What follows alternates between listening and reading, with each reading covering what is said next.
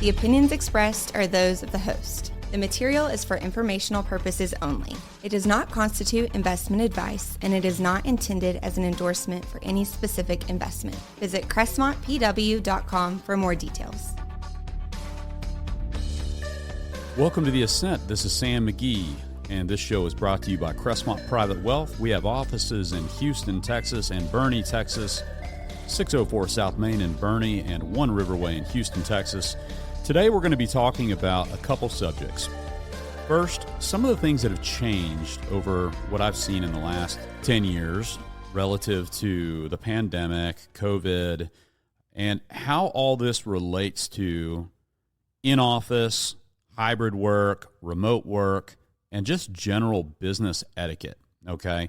This show applies to you, whether you're 70 years old or you're 18 years old or somewhere in between, because etiquette and just professionalism in general is something that's timeless. So I was at church this past Sunday, and I was listening to our pastor, and he made this really profound sermon and comment about tolerance, and I thought it was really interesting. He had mentioned that tolerance is something that a generation tolerates but doesn't necessarily agree with.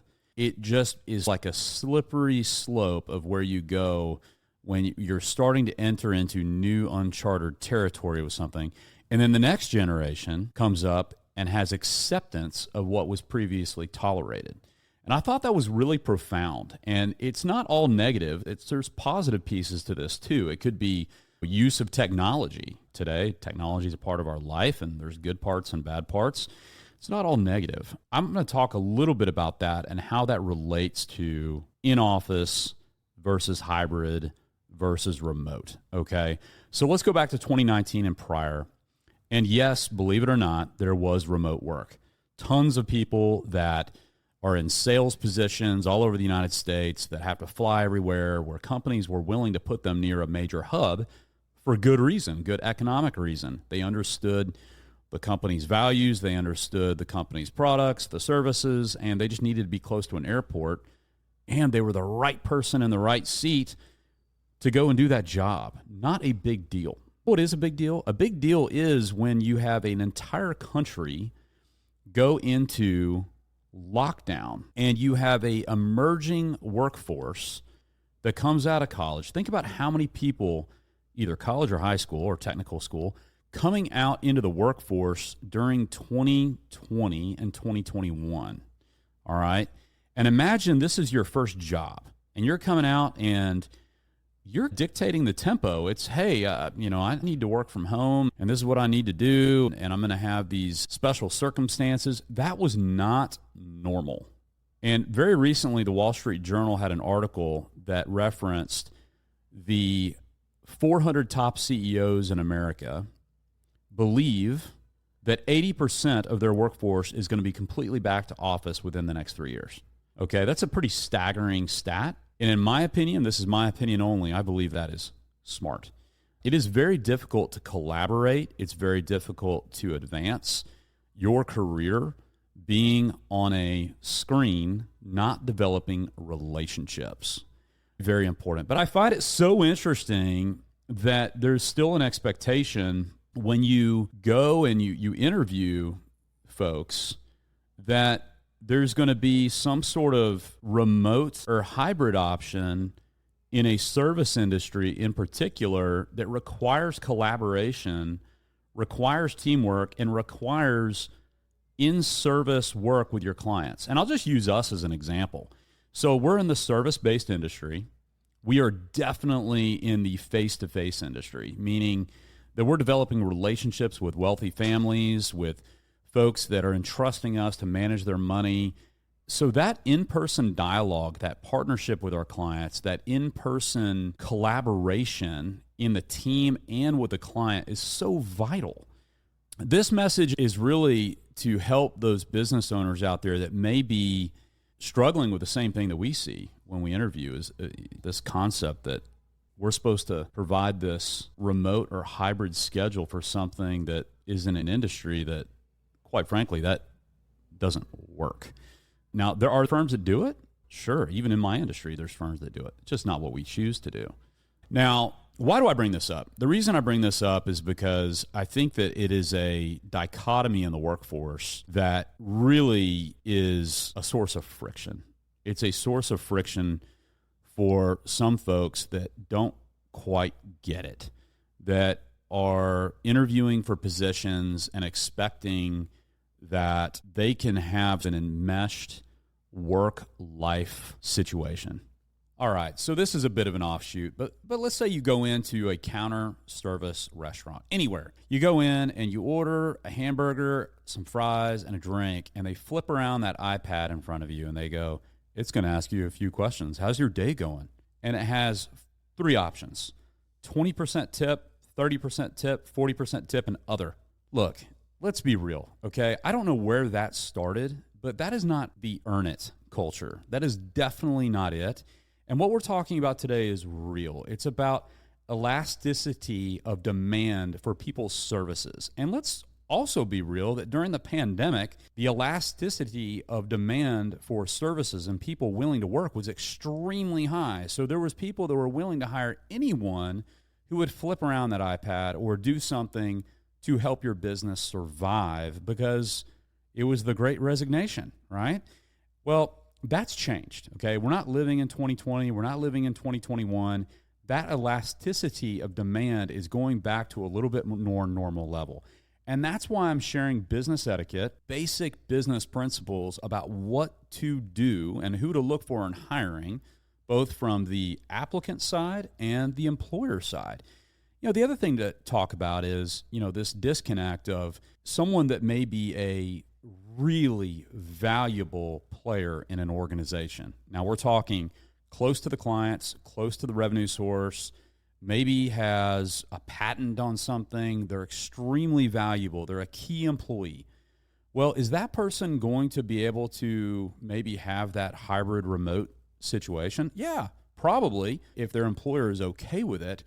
But that's not going to be the case for everyone. And that's what we're talking about with elasticity. But again, companies that need that face-to-face interaction to build trust and collaboration probably are going to get away from the hybrid work environment. That's my opinion. So today we're all going to talk a little bit about business etiquette too. This is a huge topic for me, not only in my household, but also in our business. And we don't do it perfect, okay? We certainly don't walk on water.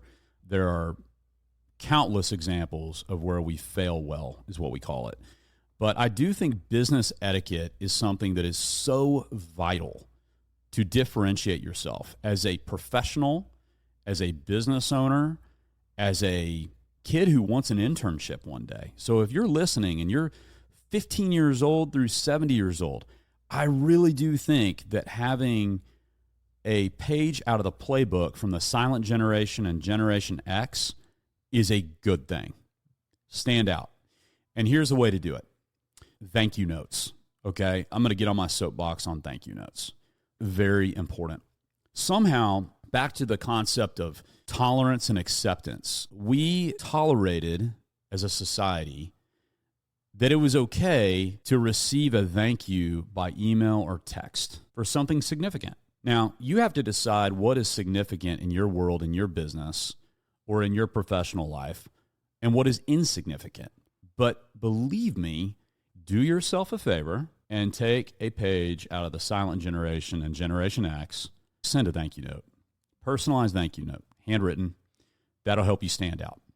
The other piece that I think is really good to know on business etiquette is back to this concept of time. And when you think about what has gravitated over the course of the last, call it 5 years, rapidly, it has been a concept of lockdown, and there's this enmeshment in the home and the workplace of everyone was working from home. We just had to do what we had to do, right? To, no, now we don't have to, but I'm going to keep some of those things that I really enjoyed, and I'm not really accountable to being at the employer at maybe 8 in the morning or putting in a 40-hour work week if you're exempt. Believe me, business owners, executives, CEOs, all pay attention to this, because at the end of the day, we still live in a capitalistic society, a wealth-creating society, where we are spending money on payroll and on people, good people, to be productive, to be able to deliver better products, better services, to collaborate with one another in any industry, okay? So if you're listening to this and you're wondering how you can maybe elevate your career, following basic business etiquette, thank you notes, being on time, these are really simple things. And some of you listening to this are going, well, of course, oh my gosh, I've been doing this my whole life, right? But you would be shocked how many times I come across situations where today's kind of generation and up-and-coming workforce does not do these things.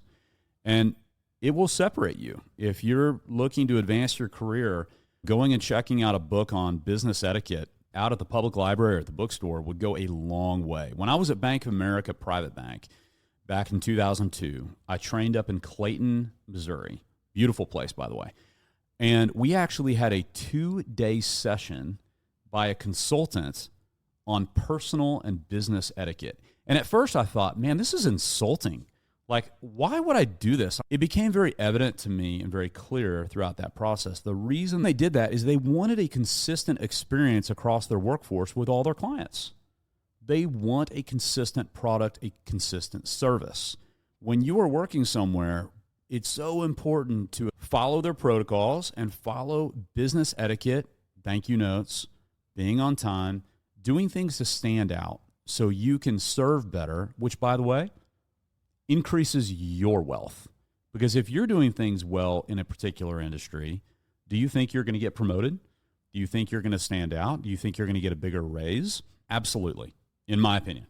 Now, some of the basic things that I share with even my own kids is don't let something good happen go unrecognized. Don't do a withhold. If something goes really well, be positive. And give that feedback back to your employer or your boss. If you are the employer and something has been done really good by an individual on your team, don't do a withhold. Share. That's positive reinforcement. Really important. And just basic things, guys. Just general professionalism. Dress appropriately. Come to the office dressed as you expect to be perceived. Be cautious and sensitive with information. Share things that are worth sharing. And if you put it out on the World Wide Web, you better expect that an employer is going to see that. A hiring employer and your existing employer. Be intelligent about that. Now, the reason I'm sharing this today is because it's something that's really important, that we don't accept certain things that are not professional in the workplace going forward. It is up to us to make sure that what we are doing in this generation and the generation above is consistent with American values. I hope you've enjoyed our show today. Today we talked about business etiquette. We talked about in-office, hybrid, and remote work, and why it's not always going to be the case if you're looking for that hybrid remote work in a certain industry. Thank you very much for listening. And if this has struck a chord with you and you're like, hey, I don't agree with that, or hey, I really enjoyed this, I still want to hear from you. Send us an email, info@crestmontpw.com. My name is Sam McGee. I'm the CEO and owner of Crestmont Private Wealth. Have a great weekend. God bless.